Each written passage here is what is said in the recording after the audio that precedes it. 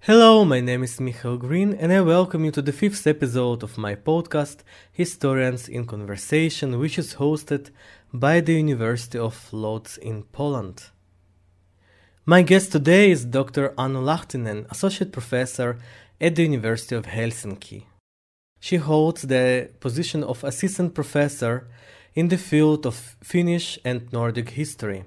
She is interested, among others, in gender history and history of the lower societal classes of the early modern period. In this podcast, I will be talking to Anu Lahtinen about her life and about her motivations. About her motivations to study history, why did she choose to pursue an academic career in history, and finally, how did she navigate her academic career to attain the position in which she is now. So I welcome Anu Lahtinen to my podcast, and I hope you enjoyed this conversation. Hello, Anu, and welcome to my podcast. I'm very glad that you are here. Hello, thanks for inviting me. I would like to ask you about your decision to study history. Could you maybe tell a little bit about your background, where do you come from? What were your interests as a child? Yes, I am one of those kids who was very fond of history already at early age, as I remember reading the Asterix comic strips about the Romans and Gallic heroes, and then at quite an early age, I discovered the world of Tolkien and his Middle Earth. So actually, I learned about notes and annals and history writing and old hand manuscripts by reading The Lord of the Rings. So there is really already in the early phase. I think I was really interested in the past, and looking back at my childhood, I also think that my family played a certain role, as they were interested in history, and they also told stories about my family and the little town in southern Finland where I was living. So I kind of learned to think about the past and think about stories that were connected to the past. They could be short stories about some neighbors and their families that my grandma told me, or they could be these grand heroic stories one could find in the Lord of the Rings and in Ivanhoe. So first there was the passion for the past, and then came the opportunity to study history at the university. And but it was not totally clear. I was not all time, as when I was a teenager, I was not saying that I will be a historian, but I was curious about languages and curious about the past. And finally, when it came to choosing where to go to study, I was kind of curious about the very old Middle East history as well.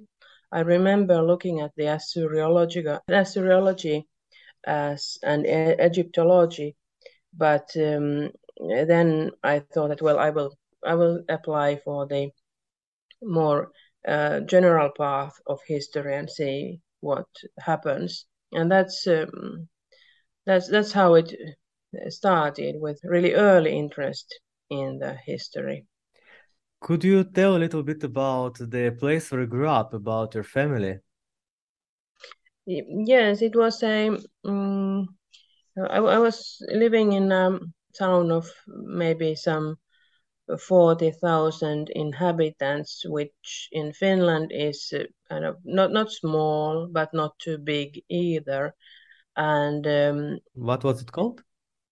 Hyvinkää is the town. It is it is not. It doesn't have a very wonderful medieval past or something like that. But later, when I became a historian, I have studied the local history myself and really and I've been able to find some interesting historical stories. But when I was a child, it was more like an industrial town. So, and my family was well-to-do family, a kind of middle class background. My mother had a doctoral degree in anatomy, so she had been doing some research at the university, and I remember visiting her laboratory when she was working at the university and looking at all the equipment. It was a little bit different equipment than what we have as historians.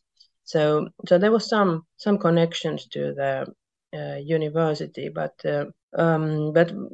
I was brought up in a small town with where people have not so big ambitions, and maybe it was a good thing because I didn't go to fancy schools. It was an ordinary local school. I met ordinary people, but it was an ordinary childhood. Would you say that your mom was some kind of example in that stage that you wanted to be like her, or it was not yet crossing your mind at that time? I somehow felt that as my mother was dealing with mice and medical experiments, I kind of felt that it was a different path. But later on, I have understood that it was really important to have some preliminary knowledge about how they. I knew somehow that scholars write articles and they send articles to journals, and journals either accept the articles or they reject them, and then the scholars may be quite unhappy and angry and disappointed, and then finally when they have the thesis ready and defend the thesis, then it's a happy day. So I kind of got this experience, and my father was more interested in history, more contemporary political history. So I kind of felt that I was sharing that I had the interest to the past like my father, but I had the interest to work at the university like my mother. You took the best from both parents.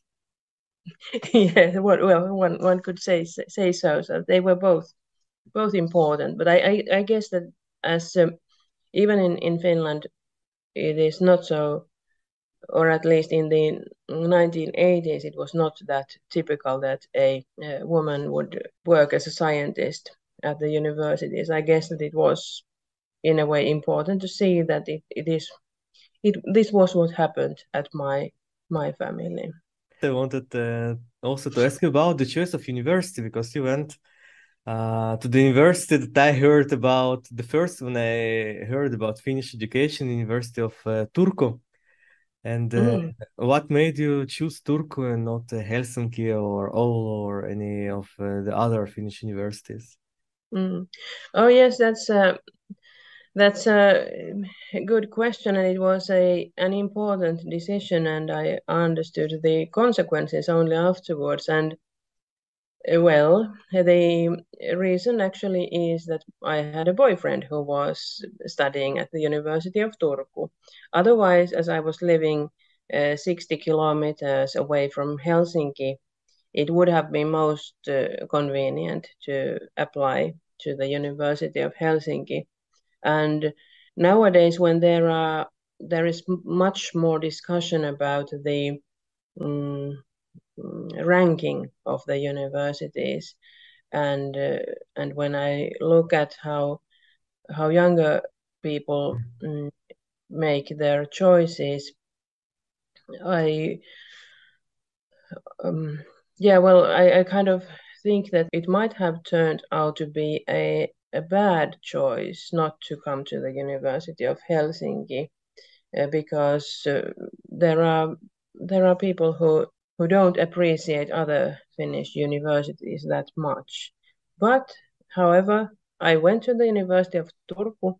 There was for a historian also there was a special collection of disciplines, because there was the discipline of cultural history, and that was unique in Finland, and cultural history means not only studying the culture or arts, but understanding and studying the past in a little bit same way as maybe anthropologists do, studying the culture and how it forms the lives of people, how the surroundings and way of thinking about the life forms people. So I think that it was a very good choice when it comes to being able to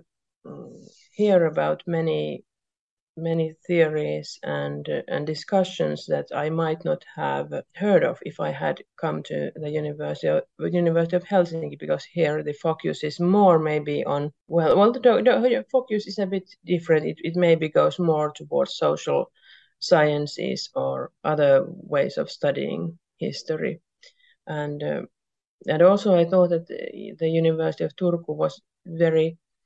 It was a nice place. There was a lot of room for agency as a student. The people at the Department of History were interested in to hear about the opinions of the students, and it was really good time. Good time. I made some of my best friends those days, and but then afterwards. I ended up at the University of Helsinki, and there is a certain variety of expertise at a big university, which has also its good sides. What was actually the moment that you realized that you want to do a degree in history? Was it a conscious decision that you already had in your late teens, or it was something that just spontaneously came up?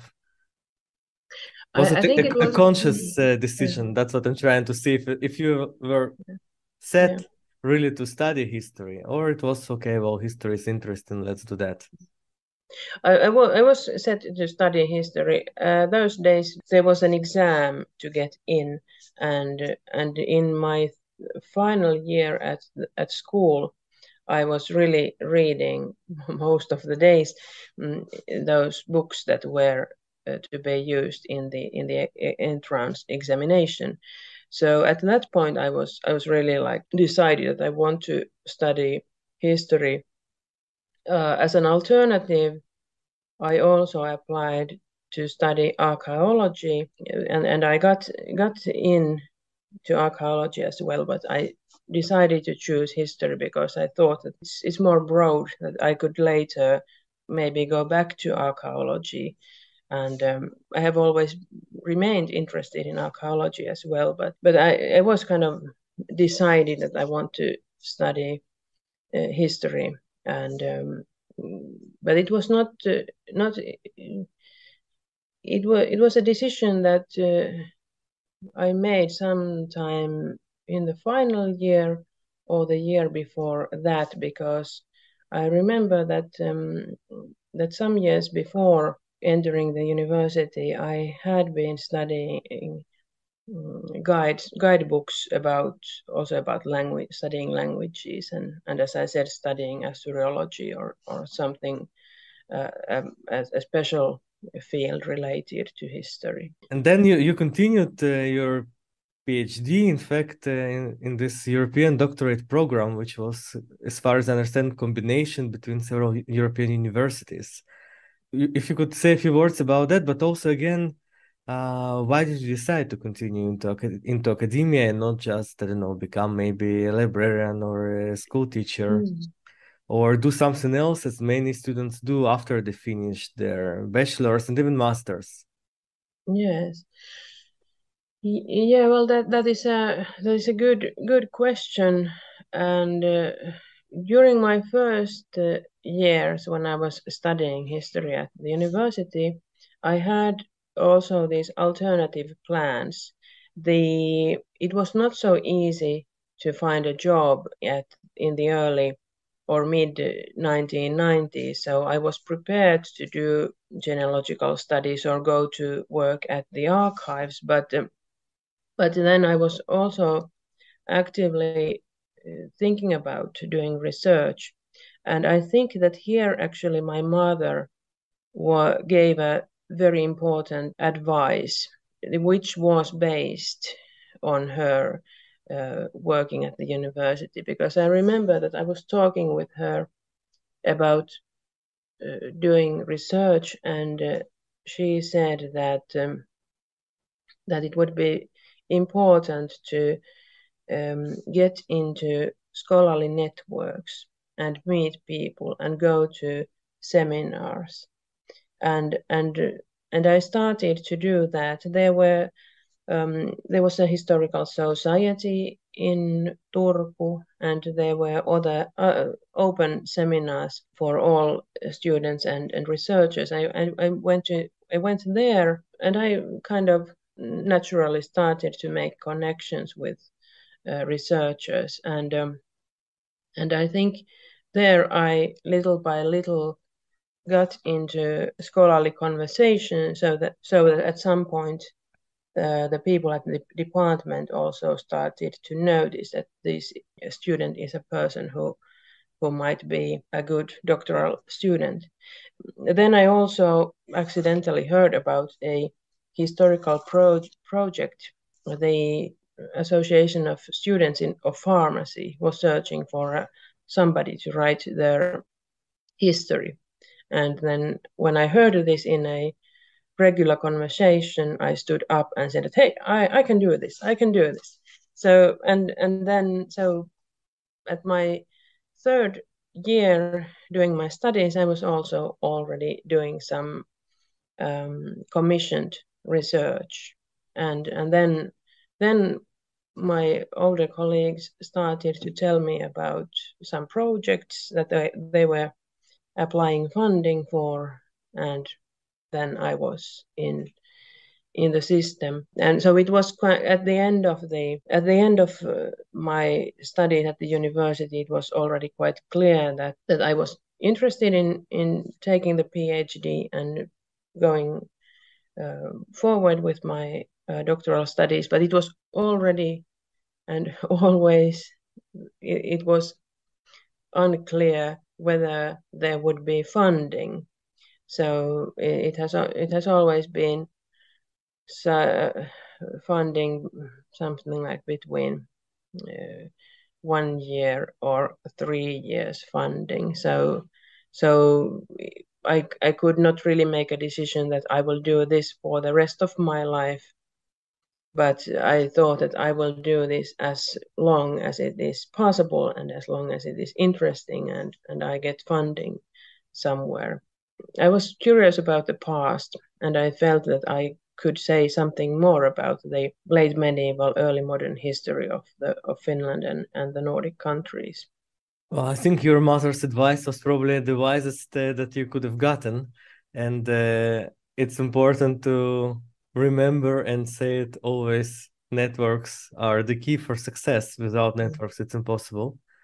And it's something that students should be taught at a very early stage, that networks are the means to get into academia on a later stage and even after the PhD. You can still use the same networks to get employed. Yes, that's correct. And when I was studying, then the students that I made friends with, they were students like me, but afterwards became doctoral students or scholars or editors or teachers, and when we met again, we could give more advice to each other or help each other in different ways.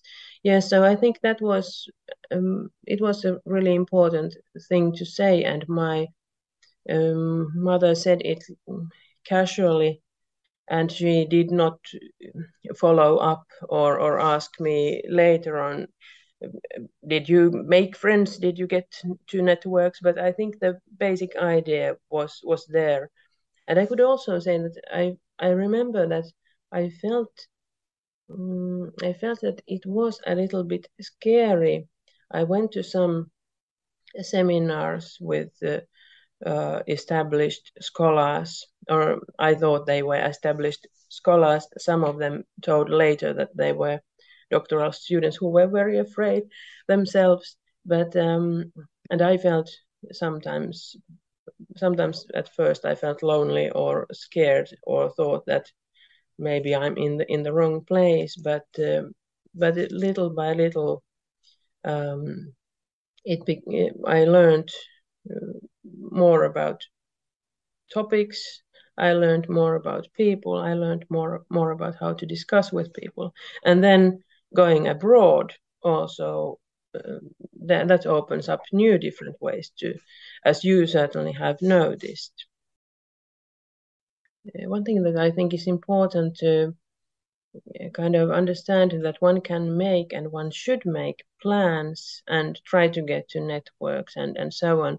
But according to what I have seen, there is also quite a lot of accidental events, accidental turns or coincidences that also play a role. So I think it is also good if one does not plan all to a structured life, because it might not happen, and if the expectations are not fulfilled, then it may be a tragedy. I have seen this sometimes at the university. So how did you select the PhD program? Was there any program, or you could just apply to a particular supervisor at your university, or was there maybe a specific topic that you were interested in researching, and then you found someone who could do it with you? Yes. Well, those days in the 1990s, I was quite.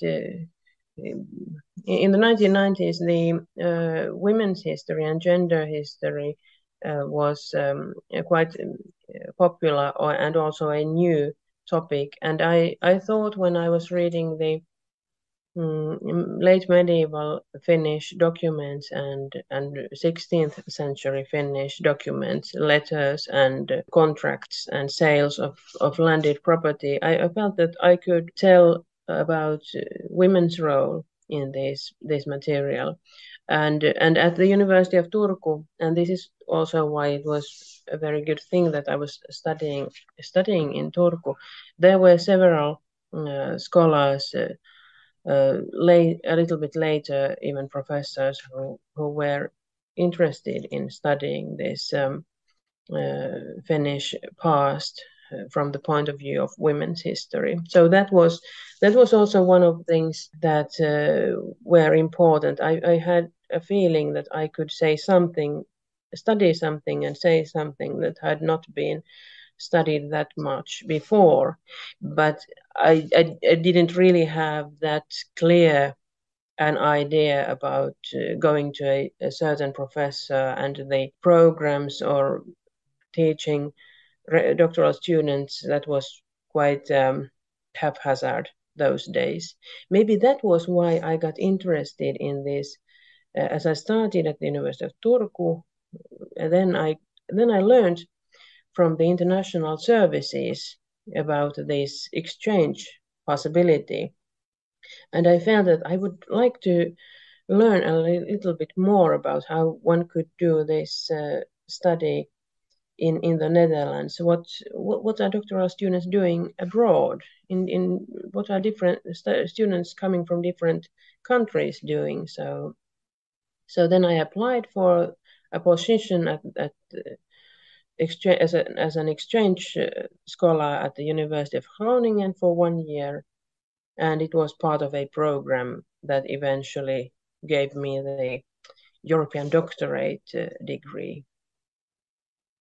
Yeah, and that's the same university where I did my PhD. So Okay. It's a university that I liked very much, and I like the city.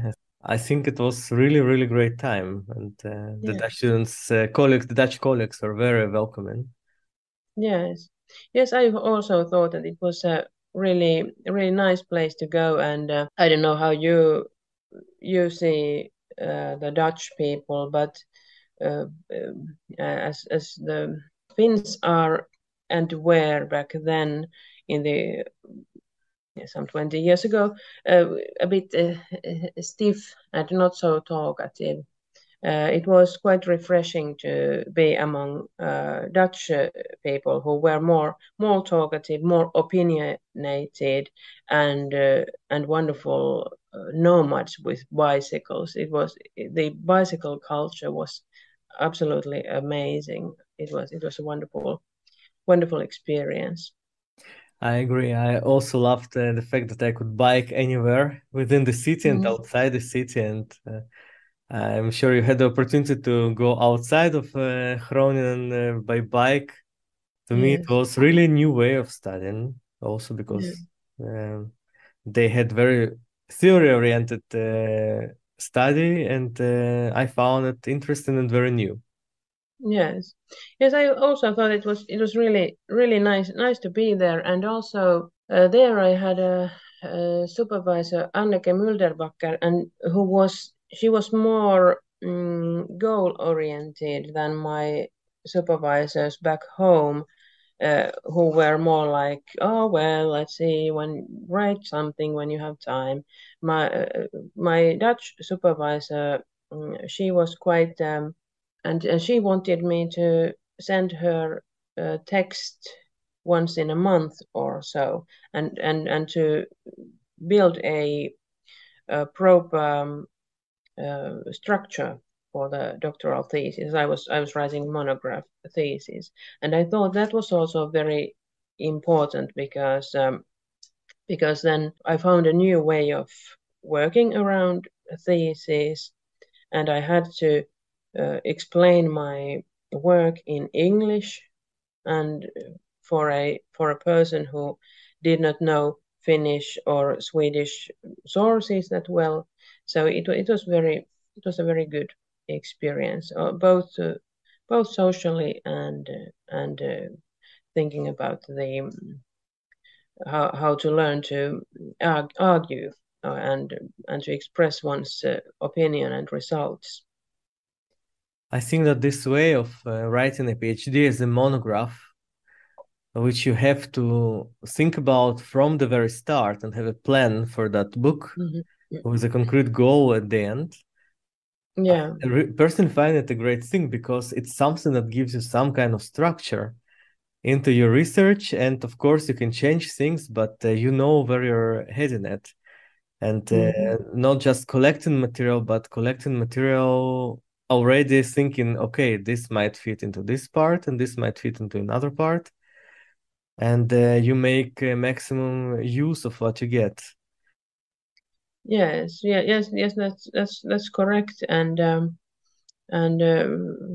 it's and once I kind of got the basic structure written when I was in the Netherlands. Then I also visited Venice and Bielefeld, which were collaborated in this network of European.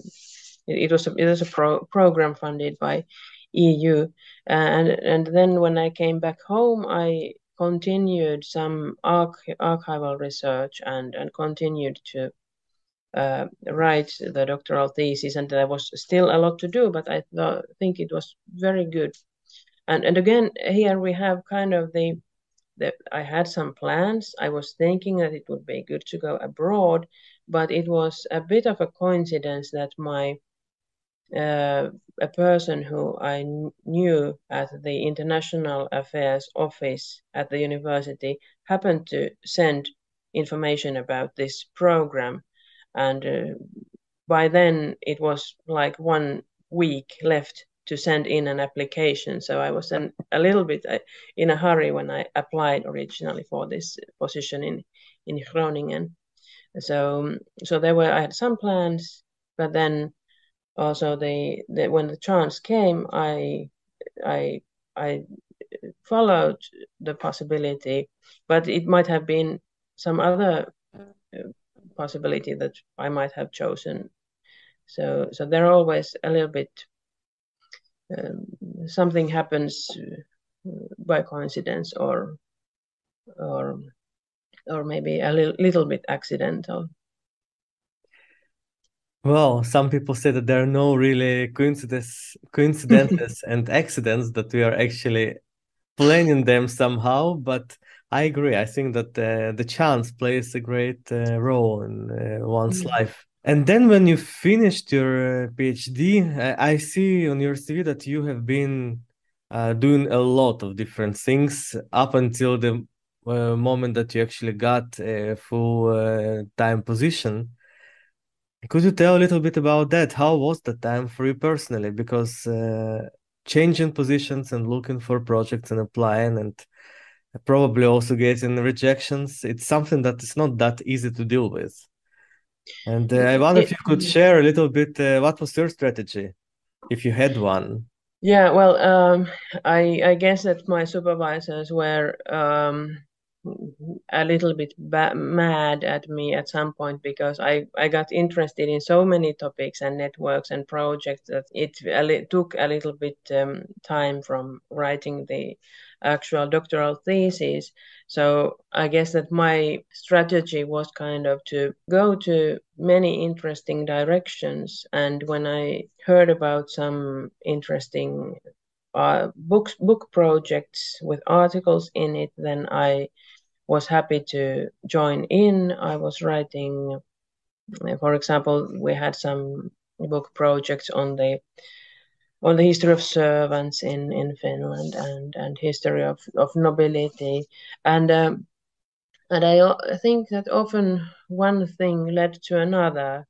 There was one article in Finnish, then we discussed whether we should edit a book in English, and then we had the English book, and then we had a seminar, and then we applied for funding for a few more studies. So I think it was kind of an organic process where one thing leads to another, and the core is that scholars who are interested in same kind of topics meet and start to search for ways how to tell about their studies. So at the point when I was finishing my doctoral thesis, I was already in many book projects and networks, and also active in editing an online journal in history. And looking backwards, if I could do some things differently in the past, I might restrict the projects a little bit to have more time to sleep and to go to the nature and so on. But this kind of doing many things and seeing what becomes of them led to new projects and new funding. But again, it is easy to look backwards and say, and then I got this other funding and other funding. But at the point when I became a doctoral, when I defended my thesis, I only had maybe 1 year of funding, and I knew that I should apply for more. And it was not clear whether I would stay at the university for 1 year, 3 years, 10 years, or what would happen. That's probably the most difficult moment when you finish your PhD and then you don't know what is happening next. Perhaps you could tell a little bit about how you actually reached the position that you're at now. How did you become a permanent employee? Because that's nowadays probably one of the biggest challenges.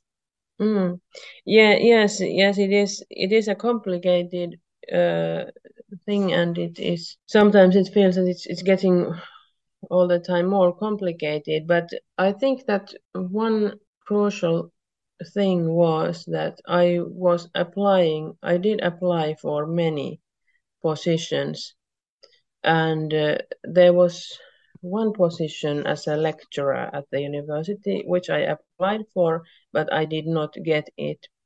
But my application and my publications and other activities, they had made an impression. And then later on, a short time substitute for a lecturer was needed, and then they asked me if I would do that. And then as a substitute lecturer, I could show that I have skills that are needed. And next I was recruited to act as a substitute for a professor who was a researcher. And then when the position as a professor became open, then I had the experience, and I had also shown kind of that I'm good at what I am doing. But to get this chance, it is not always that easy to get the chance to show your skills and your potential. And there, I think, again, having been to networks, having been in different projects, had shown people that I can do this. And also, it's kind of the success was a result of previous disappointment in recruitment. So the fact that I originally did not get the position as a lecturer, little by little led to the position as an associate professor. I'm glad that you say it, because it shows that there is hope at the end of the tunnel, and perseverance pays out. Yes, I think so, and I think that it is a good idea to think to try to apply for positions that at the beginning may be a little bit beyond one's reach, but and maybe at first one is not noticed, but it is also very good to learn to know the way how the application processes and recruitment processes work. I remember applying for some professorships that I kind of knew that I would not get them, but it was really useful to see how the evaluation process looked like, so that when it was really the professorship that I felt that was my dream position, then I knew quite a lot about also the application processes. But of course, it's never certain. There are always one cannot plan or be sure that the plan goes exactly as one would like to. And I have also had some. There have been some positions that I have turned down at some point in my career because I had a kind of had a feeling that it was not precisely what I wanted to do, and that also felt like a really big risk. But I felt that it's important to not only to count what looks good on CV, but also think what I know about the working environment and what kind of feeling I have about the people who are working at the university. So if I understand correctly, what you're trying to say is that one needs to have a strong personality also. That it's not only academic success and academic excellence, but also you need to be a strong person to know what you want in a way to be able to succeed, because it takes courage to decide, well, I'm not taking a certain position and I'm still going into the unknown because I feel it's not for me. Yes, I think one could say so, that it is, and it is very difficult to say when one is at the point of making a decision. It is very difficult to say what the future will be like, and so it is also very difficult to say to anybody that you should do so or this, because we only know afterwards. But I think that it is good to trust one's own feelings of what seems to be taking you in a good direction, and what might be stalling your career. And it is a really difficult balancing sometimes between one's own well-being and making a career. But I really think that it is important to think about what feels right and what kind of working environment feels good. And I might also add that currently I'm working at the University of Helsinki, and I'm very proud of many things that we are doing here at the university. But the ultimate reason why I wanted to stay here is that I really appreciate the historians who work here. I feel that we have a good atmosphere when working together, and that is very important. So that if it had been otherwise, I might be very happy working in a smaller university, and I would not care too much about the rankings or anything, because it is really important that the atmosphere at the working place is good enough. I think that I completely agree with you, and this is probably the most difficult thing to balance between the need to get a job and the reality that you face when you apply somewhere. And Yeah. it is good to have some kind of idea where you're applying, so you know what's the situation in that particular department. Well, the final question that I would like to ask you is, maybe tell a little bit about your current research. What fascinates you now in history? What is your current passion in research? Yes. Yes. I think that my current passion is still connected to what I started with. It is partly the history of women's history or gender history. Those people of the past who have not been studied that much. And lately I gave out a biography about a noblewoman, Ebba Stenbock, who was active and in the late 16th century. So writing the biographies or telling and telling the stories while also bringing up new research results. I think that is one thing that fascinates me. And then I have some projects related to 16th century history of Finland, then part of Sweden. And there we have some new technology projects going on, because I am currently developing the handwritten text recognition model so that we could easier read the 16th century handwritten documents in Finland, in Sweden, and then make more searches in big amounts of documents, and maybe find more about servants and ordinary people and ordinary women and other people who are in the documents, but kind of scattered, difficult to find. So I'm still, it's the same thing as it was in the beginning, to search for something that has not been found yet, or to tell life stories or observations that have not got that much attention before this. And there are some things I can say, some life stories that I can say, that if I had not written about them, then nobody would have written about them. And that gives the meaning for the work.